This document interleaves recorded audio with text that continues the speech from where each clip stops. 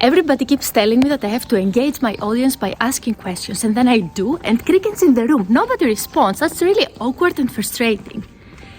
And this is what a finance compliance expert told me today about the way that they wanted to make their session engaging, because they have to give a training in the onboarding program of the organization. They want to make it engaging and exciting.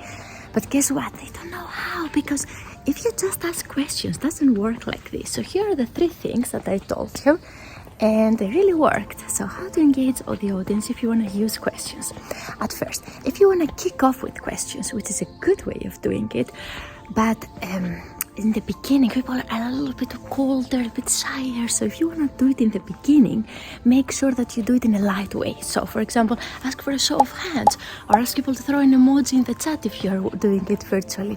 So then you engage them, but it's not super exposing for them to go out and respond and give you a long answer or something. So closed-end questions like yes, no, with a show of hands, so it's easy for people to engage. Now, if you are somewhere in the middle and you want to do a knowledge check, so that's tip number 2, and you want to really know, for example, in her case, you want to really know if people see something that doesn't smell good, right?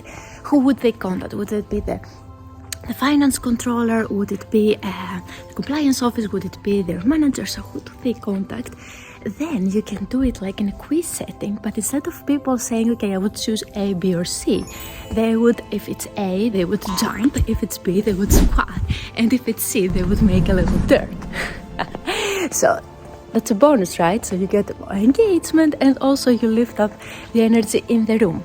And tip number 3, if you want people to really discuss things through and share things with you, so you really make sure that they understand everything and they're going to apply it in their work, what you can do is don't just ask an open-ended question, but put people in couples before, so they discuss it together, they have ideas, and they come in the plenary setting and then they can share.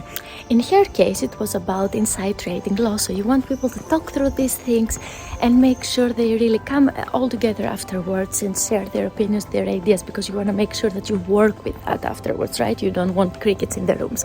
So these were my 3 tips, and share this video with an SME who is about to give training and you want to make it non-boring. Cheers!